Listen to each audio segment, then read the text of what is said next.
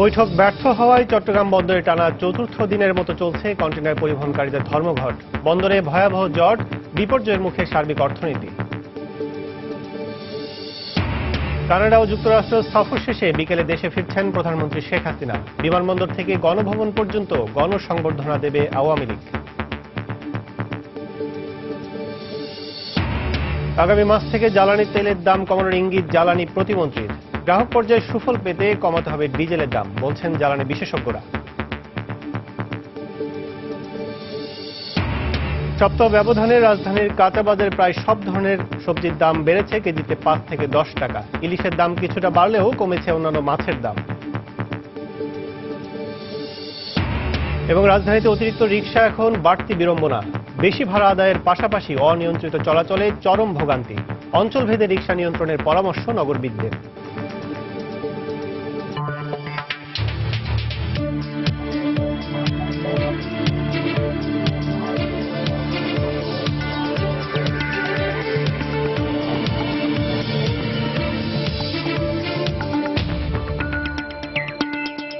দেখছিলেন শিরোনাম। আমন্ত্রণ জানাচ্ছি দেশ ও দেশের বাইরের অর্থ বাণিজ্যের নানা খবর নিয়ে আমাদের নিয়মিত আয়োজন এ সময় বাণিজ্যে। আর আপনাদের সঙ্গে আছে আমি কাজল আব্দুল্লাহ। কয়েক দফা বৈঠকের পরও সমাধান হয়নি চট্টগ্রাম বন্দরে টানা চতুর্থ দিনের মতো চলা অচলাবস্থার। দাবি আদায় না হওয়া পর্যন্ত ধর্মঘট চালিয়ে যাওয়ার ঘোষণা দিয়েছে কন্টেইনার পরিবহনকারীরা। প্রাইম মুভার মালিক চালক কর্মচারী সমিতির ধর্মঘটের সঙ্গে একাত্মতা প্রকাশ করে শনিবার থেকে বৃহত্তর চট্টগ্রামে অনির্দিষ্টকালের ধর্মঘটের ডাক দিয়েছে জেলা সড়ক পরিবহন মালিক সমিতি। গতরাতে জেলা প্রশাসকের বাসভবনে দ্বিতীয় দফা বৈঠক করেন আন্দোলনকারীরা, কিন্তু কোনো সিদ্ধান্ত ছাড়াই শেষ হয় বৈঠক। এর আগে গতকাল বিকেলে সার্কিট হাউসে জেলা প্রশাসকের সভাপতিত্বে প্রথম দফা বৈঠক হয়। এ সময় প্রাইম মুভার মালিক চালক কর্মচারী সমিতি তাদের বিভিন্ন সমস্যা ও দাবি জেলা প্রশাসকের কাছে তুলে ধরেন। গত সোমবার থেকে 7 দফা দাবিতে প্রাইম মুভার চলাচল বন্ধ রেখেছে সংগঠনটি।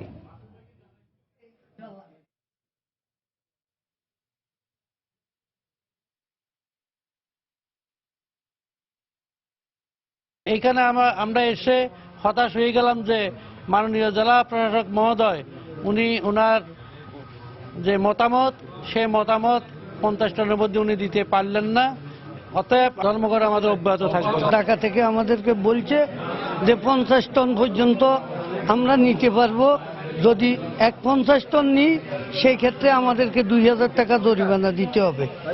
এইসব কথা বলে আমাদেরকে এখানে আনছে, কিন্তু আমরা এসে দেখি জেলা প্রশাসক মহোদয়কে ওনারা এই ধরনের কোনো মেসেজ দেয় নাই।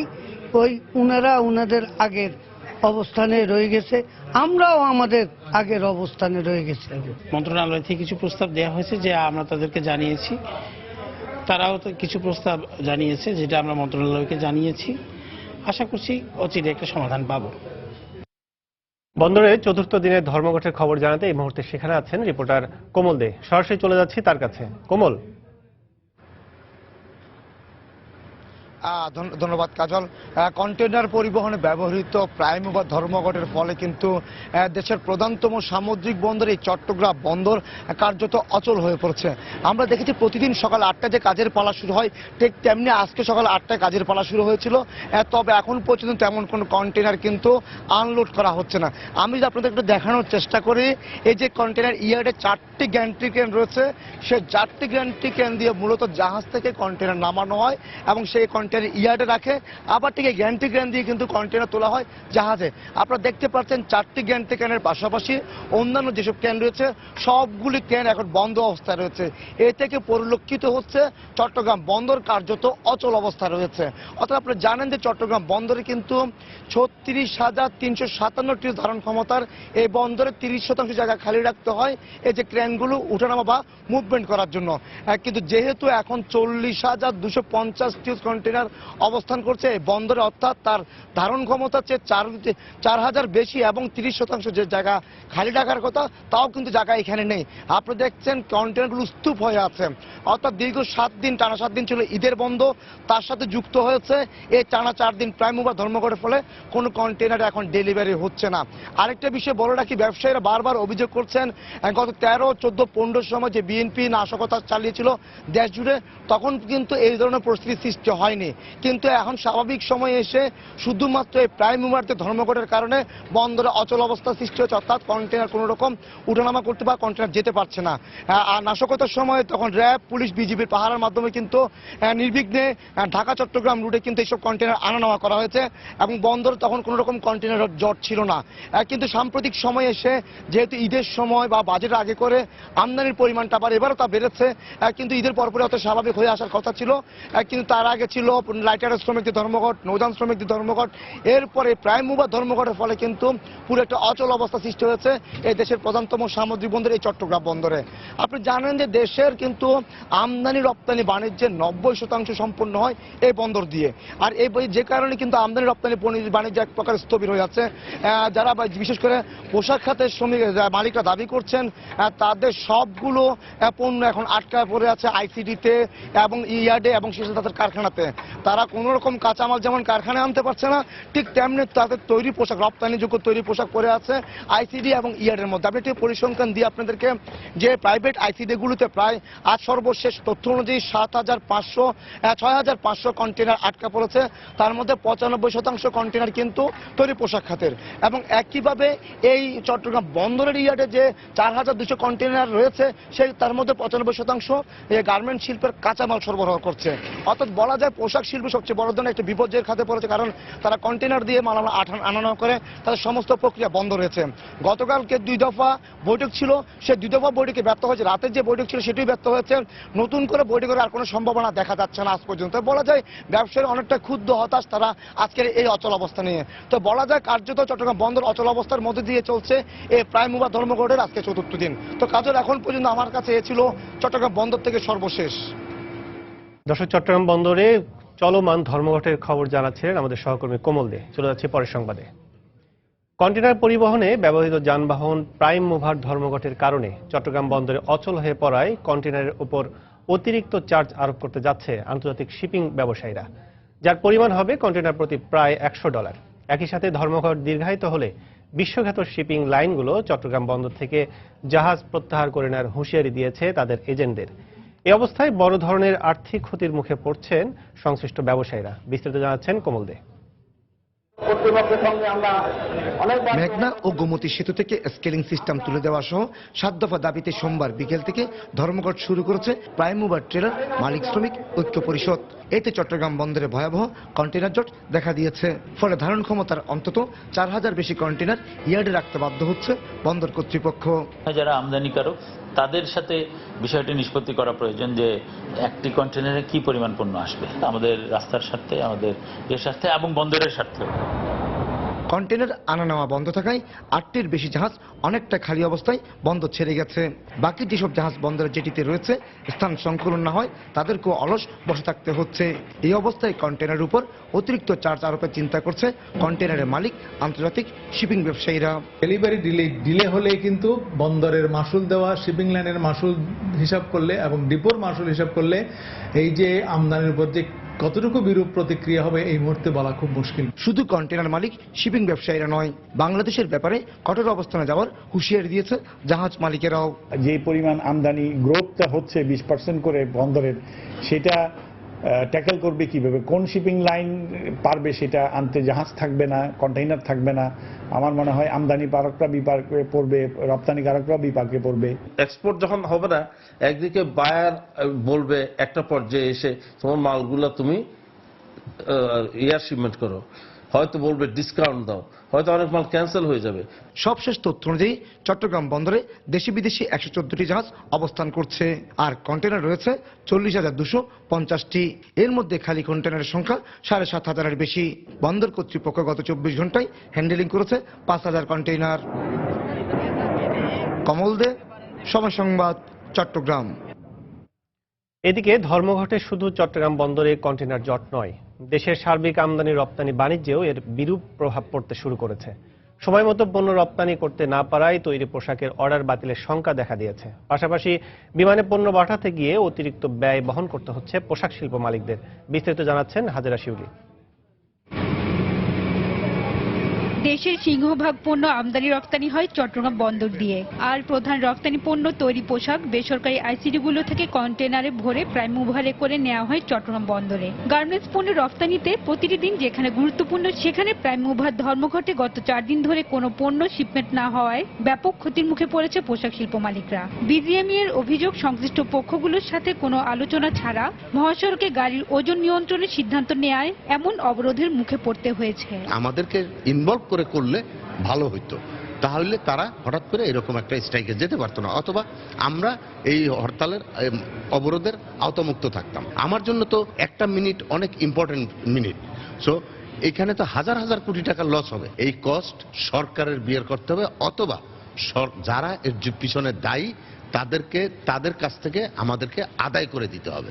এক্ষেত্রে বিদেশি ক্রেতা ধরে রাখতে হলে বিমানে পণ্য পরিবহন করা ছাড়া উপায় নেই। তবে এর খরচ বহন করা ছোট বা মাঝারি প্রতিষ্ঠানগুলোর পক্ষে সম্ভব নয় বলে জানান সংশ্লিষ্টরা। নির্ধারিত একটা ভেসেল থাকে, সেই ভেসেলটা যখন ক্যান্সেল হয়ে যায়, যদি ধরতে না পারে, তাহলে আলটিমেটলি সে এয়ারে মালটা পাঠাইতে হবে। তো এতে গিয়ে হিউজ কস্ট ইনভলভমেন্ট হয়ে যাবে, যেটা আমাদের অনেকের পক্ষে, বিশেষ করে মানে ক্ষুদ্র মাঝারি শিল্প প্রতিষ্ঠান যারা, তাদের পক্ষে এফোর্ড করা এয়ার শিপমেন্ট এটা খুব ডিফিকাল্ট।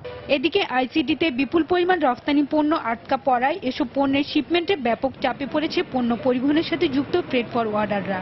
এখনকার যে শিপমেন্টের যে চাপটা, এটা কাটায় উঠতে একটা দীর্ঘদিন সময় লেগে যাবে। বন্দরের যে ক্যাপাসিটি অলরেডি, তার উপরে অতিরিক্ত প্রেসার আমরা দেখতে পাচ্ছি। নতুন করে যে জাহাজগুলো আসতেছে, সেই কন্টেনারগুলো যখন বন্দরে আপনার ডিসচার্জিং হবে, সেগুলোর আবার নতুন করে আরেকটা প্রেসার। বৃহস্পতিবার এক প্রেস বিজ্ঞপ্তিতে এফবিসিসিআই জানায় 4 দিনের ধর্মঘটে কমপক্ষে 200 কোটি টাকার ক্ষতি হয়েছে। সংশ্লিষ্টদের আশঙ্কা, দ্রুত এই ধর্মঘটের অবসান না হলে ক্ষতির পরিমাণই শুধু বাড়বে না, পণ্যের মূল্য বৃদ্ধি সহ সার্বিক অর্থনীতির উপর প্রভাব পড়বে। হাজারি শিউলি, সময় সংবাদ, ঢাকা। এবার জানিয়ে দেব গুরুত্বপূর্ণ অন্যান্য সংবাদ। যুক্তরাষ্ট্র সফর শেষে আজ দেশে ফিরছেন প্রধানমন্ত্রী শেখ হাসিনা। বিকেল 5টা 20 বাংলাদেশ বিমানের একটি বিশেষ ফ্লাইটে হযরত শাহজালাল আন্তর্জাতিক বিমানবন্দরে পৌঁছাবেন তিনি। বৃহস্পতিবার যুক্তরাষ্ট্র সময় সকাল 10:30টায় ওয়াশিংটনের ডালাস আন্তর্জাতিক বিমানবন্দর থেকে এমিরেটস এয়ারলাইন্সের একটি বিমানে করে দুবাই হয়ে ঢাকার উদ্দেশ্যে রওনা হন প্রধানমন্ত্রী। এ সময় বিমানবন্দরে তাকে বিদায় জানান ছেলে সজীব জয় ও পুত্রবধূ ক্রিস্টিনা। এদিকে দেশে ফিরলে প্রধানমন্ত্রীকে গণসংবর্ধনা দেওয়ার প্রস্তুতি নিয়েছে বাংলাদেশ আওয়ামী লীগ। দলের নেতাকর্মীরা বিমানবন্দর থেকে গণভবন পর্যন্ত রাস্তার দুপাশে দাঁড়িয়ে প্রধানমন্ত্রীকে অভ্যর্থনা ও শুভেচ্ছা জানাবেন।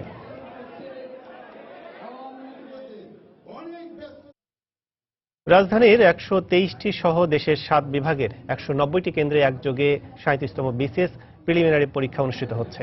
সকাল 9:30টা থেকে শুরু হওয়া এই পরীক্ষা চলবে 11:30টা পর্যন্ত। পাবলিক সার্ভিস কমিশন থেকে বিজ্ঞপ্তির মাধ্যমে জানানো হয়েছে, মোবাইল, হাতঘড়ি, পকেট ঘড়ি, ইলেকট্রনিক্স ডিভাইস পাওয়া গেলে বিশেষ পরীক্ষার বিধিমালা ভঙ্গের কারণে সংশ্লিষ্ট প্রার্থিতা বাতিল হবে। এছাড়াও ভবিষ্যতে পিএসসির অধীনে সব ধরনের পরীক্ষার জন্য তাকে অযোগ্য ঘোষণা করা হবে বলেও বিজ্ঞপ্তিতে জানানো হয়। এবছর পিএসসির অধীনে সাধারণ ক্যাডারে 465 পদ সহ মোট 1226টি শূন্য আসনের বিপরীতে 2,43,476 জন পরীক্ষার্থী আবেদন করেন। ঢাকা বিশ্ববিদ্যালয়ের 2016-17 শিক্ষাবর্ষে ব্যবসায় অনুষদের গ ইউনিটের ভর্তি পরীক্ষা অনুষ্ঠিত হয়েছে। এদিকে ভর্তি পরীক্ষায় একটি প্রশ্ন কম থাকায় প্রত্যেক পরীক্ষার্থীকে 1 নম্বর করে দেওয়ার সিদ্ধান্ত নিয়েছে বিশ্ববিদ্যালয় কর্তৃপক্ষ। সকাল 10টায় শুরু হবে, 11টায় শেষ হয় এই পরীক্ষা। এবছর 1250টি আসনের বিপরীতে ভর্তি পরীক্ষায় অংশ নিয়েছে 42,147 জন। ঢাকা বিশ্ববিদ্যালয় ক্যাম্পাস ও ক্যাম্পাসের বাহিরে মোট 55টি কেন্দ্রে পরীক্ষা অনুষ্ঠিত হবে। প্রতি আসনের বিপরীতে লড়বে 33 জন শিক্ষার্থী। পরীক্ষার্থীদের সাথে অভিভাবকরা ভিড় করায় ঢাকা বিশ্ববিদ্যালয়ে দেখা দিয়েছে উপচে পড়া ভিড়।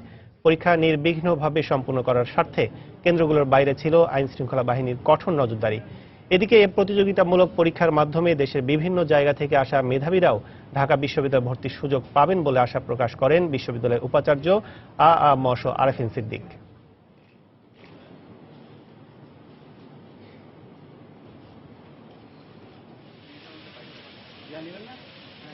তীব্র প্রতিদ্বন্দ্বিতামূলক একটি ভর্তি পরীক্ষা।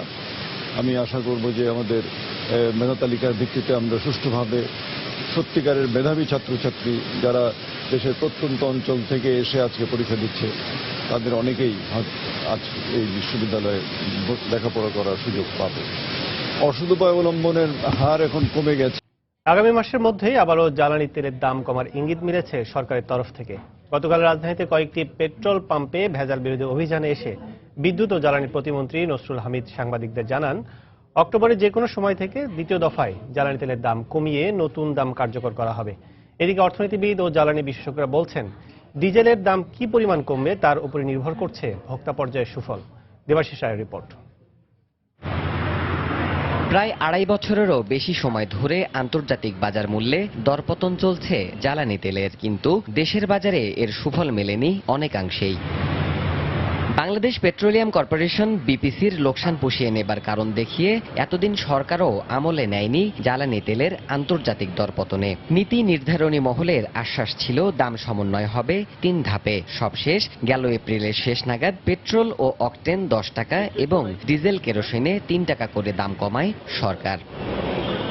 বৃহস্পতিবার রাজধানীর একটি তেলের পাম্পে ভেজাল বিরোধী অভিযানে এসে সংশ্লিষ্ট মন্ত্রী জানালেন, দ্বিতীয় ধাপে অক্টোবর থেকে কমছে জ্বালানি তেলের দাম। তাগিদ দেন ভোক্তা পর্যায়ে কার্যকর পরিবর্তনের। সরকার ইতিমধ্যে একবারে প্রথম ধাপে দাম কমিয়েছে তেলের দাম, এবং দ্বিতীয় ধাপে দাম কমানোরও পরিকল্পনা নিয়েছেন সরকার। দামের দিক দিয়ে সাশ্রয় দিতে চাই, তাহলে আমরা মানের দিক দিয়েও একটা ভালো পেট্রোল তেল আমরা দিতে চাই। আগামী মাসের নাগাদ আমরা চিন্তা ভাবনা করছি। আমরা দেখতে চাই পরিবহনের ভাড়া যেন সেই পরিমাণের অন্তত অ্যাডজাস্ট করে তারা। এদিকে অর্থনীতিবিদ ও জ্বালানি বিশেষজ্ঞদের ভাষ্য, সাধারণ গ্রাহক পর্যায়ে সুফল পেতে ডিজেলের দাম কমাতে হবে উল্লেখযোগ্য হারে, রোধ করতে হবে সরকারের বাড়তি লাভের প্রবণতাও। জ্বালানির দামটা কমানো অপরিহার্য। দেশে যদি বাজারতান্ত্রিক জ্বালানির মূল্য আনতে চাই, তাহলে সরকারকেও বুঝতে হবে যে তারাও অতি মুনাফা করতে পারবে না। যানবাহনের ক্ষেত্রে একটা প্রভাব হবে। আরেকটা হচ্ছে যে যারা চাষিরা, যারা সেচের জন্য ডিজেল ব্যবহার করে, সেখানেও একটা প্রভাব পড়বে। পরামর্শ থাকবে যেন এই তেলের দামটা এমনভাবে কমানো হয় যেন এটা গরিব মানুষ এবং সাধারণ মানুষের যেন উপকারে আসে। বিশেষত ডিজেল এবং কেরোসিনের দামটা গতবার যেরকম কম হারে কমানো হয়েছে, সেটা একেবারেই অনুচিত হয়েছে বলে আমরা মনে করি। তাদের মতে মূল্য হ্রাসের ক্ষেত্রে ধাপে ধাপে নীতি বর্জন করে সিদ্ধান্ত একবারে নেওয়া হলে দৃশ্যমান পরিবর্তন আসবে কাঙ্ক্ষিত হারে। দেবাশিস রায়, সময় সংবাদ, ঢাকা। সপ্তাহের ব্যবধানে রাজধানীর কাঁচা বাজারে শিম, বেগুন ও পটল সহ প্রায় সব ধরনের সবজির দাম কেজিতে ৫ থেকে ১০ টাকা বেড়েছে।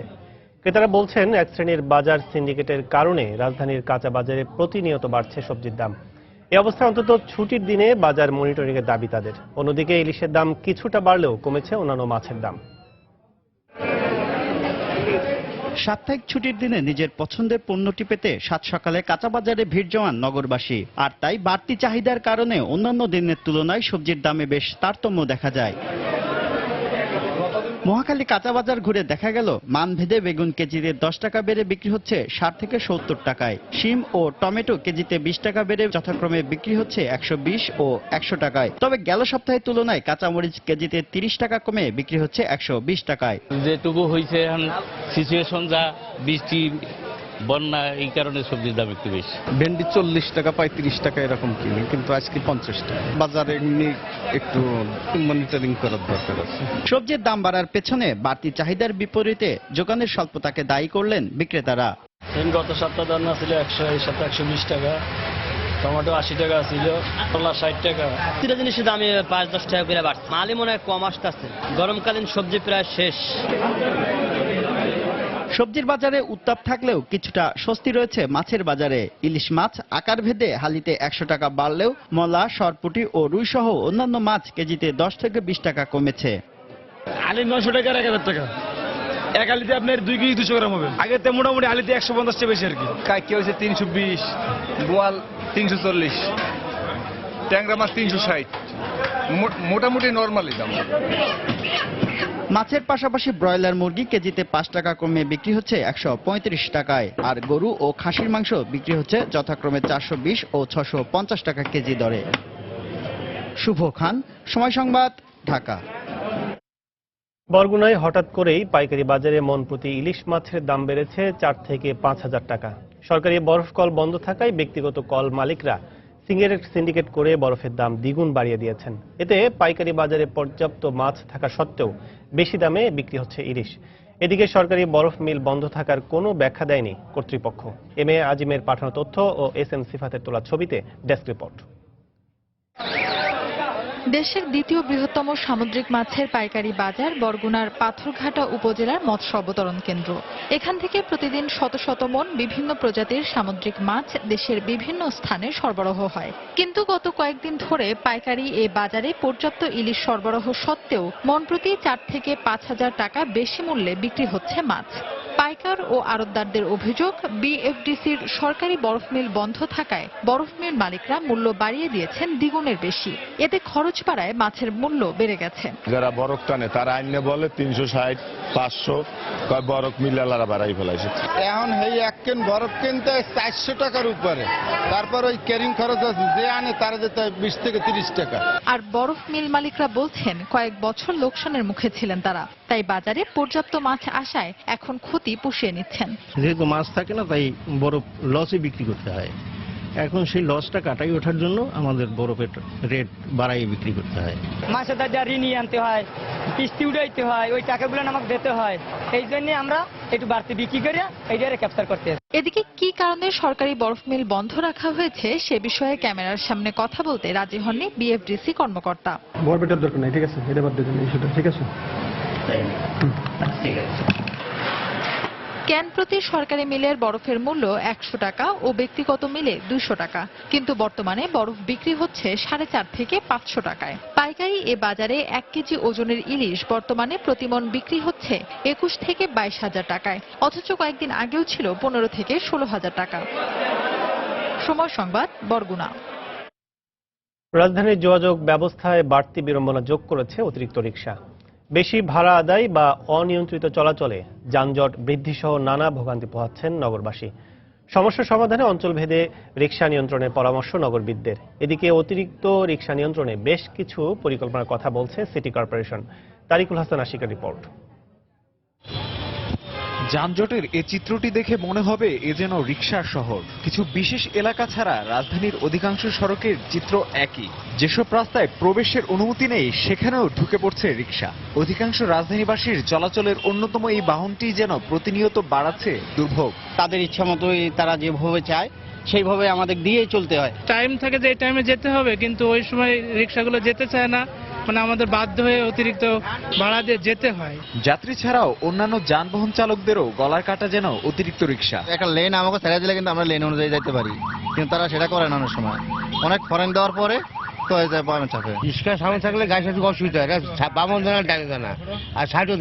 সমস্যা সমাধানে ভাড়া নির্ধারণ করে দেয়া সহ অঞ্চল ভেদে রিকশা নিয়ন্ত্রণের পরামর্শ নগরবিদদের। গুলশানে যেমন হলুদ রঙের রিকশা চলছে, একই রকম ধানমন্ডিতে নীল রঙের রিকশা, বাড্ডাতে সবুজ রঙের রিকশা, এইভাবে যদি অঞ্চল ভিত্তিক রিকশাকে নিয়ন্ত্রণ করা যেতে পারে এবং প্রধান প্রধান সড়কগুলোকে শুধুমাত্র গণপরিবহন প্রাধান্য যান চলাচলের ব্যবস্থা করা যায়, তাহলে জনজট এবং যানজট অনেক অংশে কমে যাবে। রাজধানীতে রিকশা নিয়ন্ত্রণে বেশ কিছু পদক্ষেপের কথা জানালো ঢাকা দক্ষিণ সিটি কর্পোরেশন।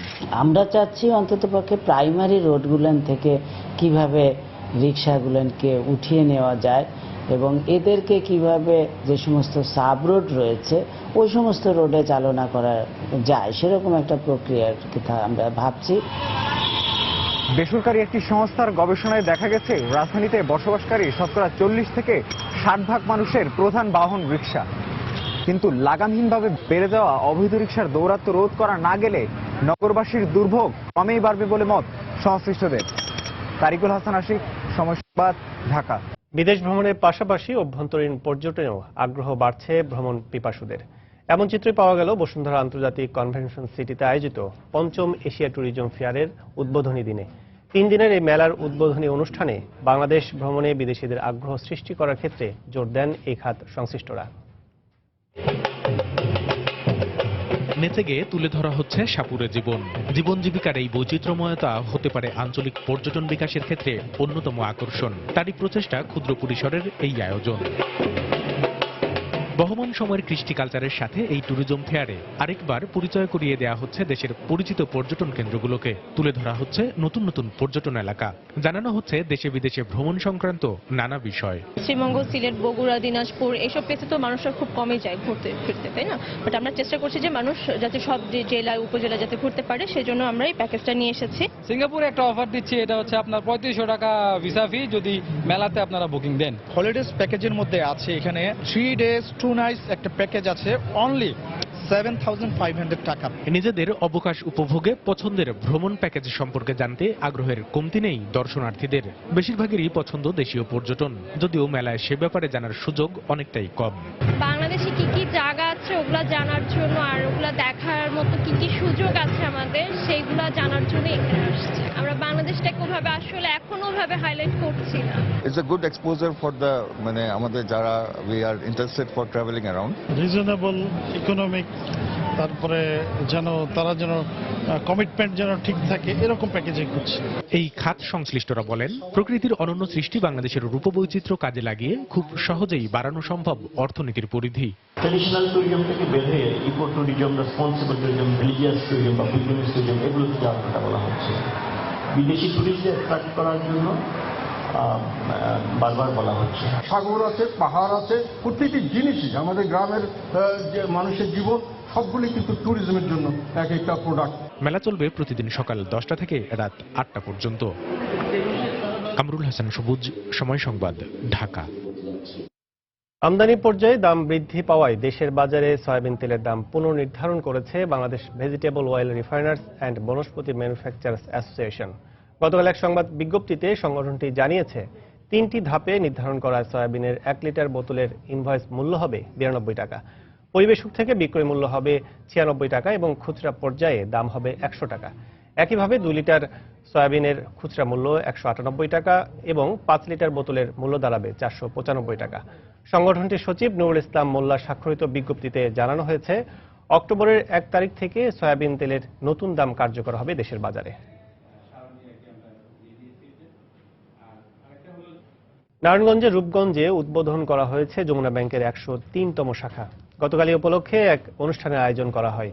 এ সময় প্রধান অতিথির বক্তব্যে স্থানীয় সংসদ সদস্য গোলাম দস্তগীর বলেন, ব্যাংকের মাধ্যমে মানুষ উন্নতি লাভ করতে পারে। ব্যাংকের সুযোগ সুবিধা পেতে হলে এর সাথে লেনদেন করে ব্যবসায়িক সম্পর্ক গড়ে তুলতে হবে। অনুষ্ঠানে সভাপতিত্ব করেন ব্যাংকের ব্যবস্থাপনা পরিচালক ও সিইও শফিকুল আলম। আর উপস্থিত ছিলেন আলহাজ নূর মোহাম্মদ, ফারহানা ইসলাম, হাসিনা গাজী, তোফায়েল আহমেদ আলমাস, AKM সাইফুদ্দিন আহমেদ প্রমুখ।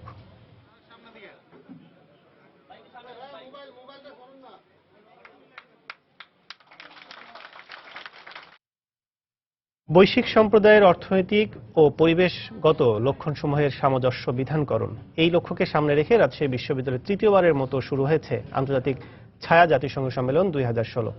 গতকাল নগরীর ডক্টর কায়সার রহমান চৌধুরী অডিটোরিয়ামে 4 দিন ব্যাপী এই সম্মেলন উদ্বোধন করেন রাজশাহী বিশ্ববিদ্যালয়ের ছাত্র উপদেষ্টা মিজানুর রহমান ও UNIC ঢাকার অফিসার ইনচার্জ মনিরুজ্জামান। এবারের সম্মেলনে দেশের বিভিন্ন শিক্ষা প্রতিষ্ঠান সহ ভারত ও সোমালিয়ার 300 শিক্ষার্থী অংশ নিয়েছে। বৈশ্বিক নানা সমস্যা ও তার সমাধানের কৌশল নিয়ে সম্মেলনে আলোচনা হবে। সম্মেলনে মিডিয়া পার্টনার সময় টেলিভিশন। দেশের বাইরের অর্থ বাণিজ্যের খবর। 2008 সালের পর প্রথমবারের মতো জ্বালানির উত্তোলন কমানোর সিদ্ধান্ত এসেছে জ্বালানি রপ্তানিকারক দেশগুলোর সংগঠন ওপেক। সৌদি আরব সরে এসেছে জ্বালানির উত্তোলন না কমানোর সিদ্ধান্ত থেকে। ইরানও জ্বালানির দরপতনের কারণে উত্তোলন কমানোর ব্যাপারে একমত হয়েছে। এ বিষয়ে ওপেকের সংবাদ সম্মেলনে সংগঠনটির প্রেসিডেন্ট মোহাম্মদ বিন সালাহ আল সাদা জানান, দৈনিক 3,25,00,000 থেকে 3,30,00,000 ব্যারেল জ্বালানি তেল উত্তোলনের সিদ্ধান্তে আসা হয়েছে। তবে কোন দেশ কি পরিমাণ জ্বালানি তেল উত্তোলন করবে সে সিদ্ধান্ত নেওয়া হবে নভেম্বরের ওপেকের পরবর্তী বৈঠকে। পাশাপাশি ওপেক বহির্ভূত দেশগুলোর সাথেও সমঝোতার লক্ষ্যে বৈঠকে বসা হবে।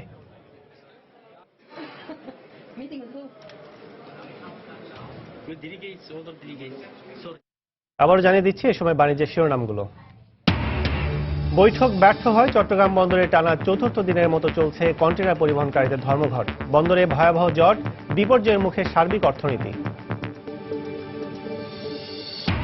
কানাডা ও যুক্তরাষ্ট্র সফর শেষে বিকেলে দেশে ফিরছেন প্রধানমন্ত্রী শেখ হাসিনা। বিমানবন্দর থেকে গণভবন পর্যন্ত গণসংবর্ধনা দেবে আওয়ামী লীগ। আগামী মাস থেকে জ্বালানি তেলের দাম কমানোর ইঙ্গিত জ্বালানি প্রতিমন্ত্রীর। গ্রাহক পর্যায়ে সুফল পেতে কমাতে হবে ডিজেলের দাম, বলছেন জ্বালানি বিশেষজ্ঞরা।